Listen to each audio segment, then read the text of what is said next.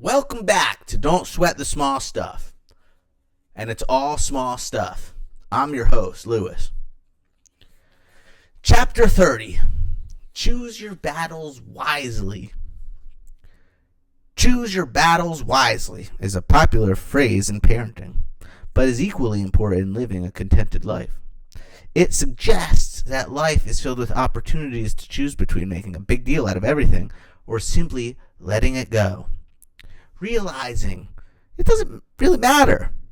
If you choose your battles wisely, you'll be far more effective in winning those that are truly important. Certainly, there will be times when you will want or need to argue, confront, or even fight for something you believe in. Many people, however, argue, confront, and fight over practically anything, turning their lives into a series of battles over relatively small stuff.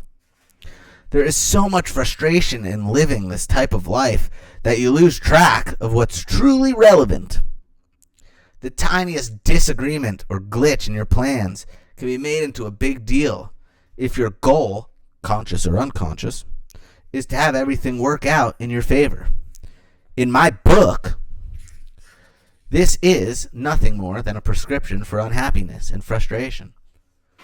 The truth is, life is rarely exactly the way we want it to be, and other people often don't act as we would like them to. Moment to moment, there are aspects of life that we like and others that we don't. There are always going to be people who disagree with you, people who do things differently, and things that don't work out. If you fight against the principles of life, you'll spend most of your life fighting battles. A more peaceful way to live is to decide consciously which battles are worth fighting and which are better left alone. If your primary goal isn't to have everything work out perfectly, but instead live a relatively stress-free life, you'll find that most battles pull you away from the most tranquil feelings. Is it really important to prove to your spouse that you were right and she's wrong? Or that you confront someone simply because it appears as though he or she has made a minor mistake? Does your preference of which restaurant or movie you go to matter enough to argue over it? Does a small scratch on your car really warrant a suit in a small claims court? Does the fact that your neighbor won't park his car on a different part of the street have to be discussed at the family dinner table? These are thousands of other small things that many people spend their lives fighting about.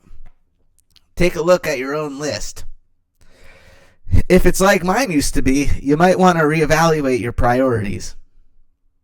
If you don't want to sweat the small stuff, it's critical that you choose your battles wisely. If you do, there will come a day when you rarely feel the need to do battle at all.